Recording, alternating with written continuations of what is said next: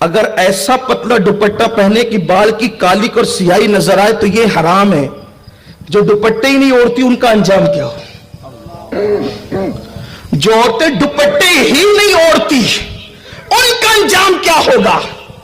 और जिनके घर की औरतें नहीं दुपट्टे ओढ़ती और मर्द उसको दुपट्टा ओढ़ने के लिए नहीं कहते, सालन में नमक ज्यादा हो तो मारते हैं, सालन में नमक ज्यादा हो तो गालियां देते हैं, सालन में नमक ज्यादा हो तो तलाक की धमकी देते, बास बदबख्त तो तलाक तक दे देते हैं।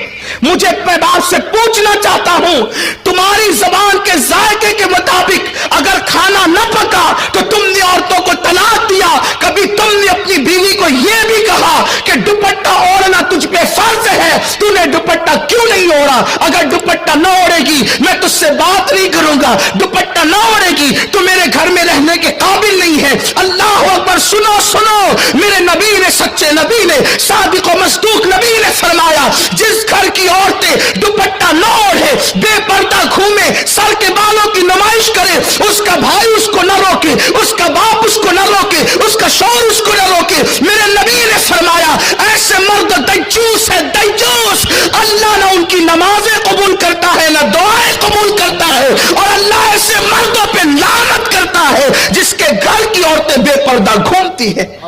मुझे बताओ जिन मर्दों पे कुदरत लानत करे, जिन मर्दों पे कुदरत लानत, वो इज्जत के साथ रह सकेंगे?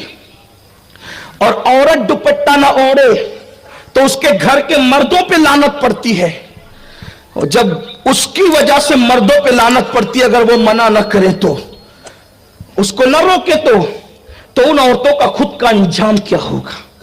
उन औरतों का खुद का अंजाम क्या होगा? औरतें हैं इतनी नाजुक, उन्हें सिनफ नाजुक कहा जाता। अगर औरतों को डांट दो, डांट पड़ जाए ना औरतों को, तो डांटने से रोने लगती है। मैं सोचता हूं मेरी बहनें कितनी कमजोर है, कितनी नादान है। शौहर और भाई की डांट पे जो रो, बाप की डांट पे जो रो दे, जब फरिश्तों के चाबुक इनके जिस्म पे पड़ेंगे जहन्नम की आग के बने हुए, उस वक्त इनका अंजाम क्या होगा? जो डांट न सुन सके और रो दे, जब फरिश्ते इन पे चाबुक बरसाएंगे बेपर्दगी की बुनियाद पे, होठों पे लाली लगाने की बुनियाद पे, पतले पतले बारीक लिबास पहनने की बुनियाद पे, मर्दों से फोन पे लंबी लंबी बातें करके, जिना की बातें करके, नाजायज हराम बातें करके भागने का प्लान करने की बुनियाद पे, उस वक्त इनका अंजाम क्या होगा? बड़ी माजरत के साथ, मुझे कोई शौक नहीं है इन उन्वानात पे तकरीर करने का, लेकिन नश्तर जो लगाता है वो दुश्मन नहीं होता। कौम का दर्द बेचैन करता है कि हक बोल दिया जाए, वरना लोग कहते हैं आप हमारी बेटियों के भागने का तस्करा माइक पे क्यों करते हैं? मैंने कहा नादान, अगर भागी ना होती तो मैं जिक्र क्यों करता? जिन्हें भागने में शर्म नहीं आती, हम उनका तस्करा करने में शर्म क्यों करें? इसलिए कि कौम की बेटियों को, मैं ये नहीं कहता कि हर बेटी भागती, वल्लाह कभी नहीं कहता। मैं तो ये दावा करता हूं पूरी दुनिया में कि आज भी जितनी बागैरत मुसलमान की बेटी है, उतनी बागैरत किसी की बेटी हो नहीं सकती। लेकिन सीरियल देखकर, फिल्में देखकर, गाने सुन के, नावलें पढ़ के आज मुस्लिम बेटियों में भी कुछ ऐसी नाहंजार और गलत बच्चियां जन्म ले चुकी है जिसने पूरी कौम को बदनाम कर रखा है।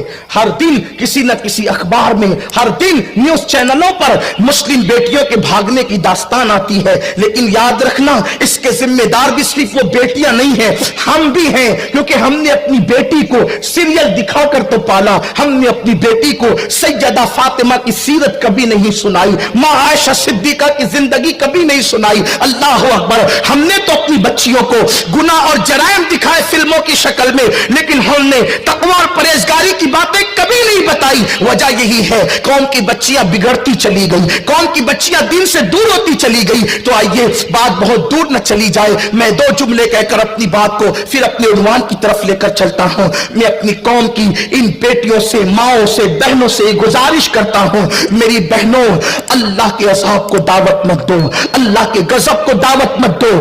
دنیا کا بڑے سے بڑا طاقتور انسان کوئی بھی اس قابل نہیں ہے جو اللہ کے عذاب کو برداشت کر سکے۔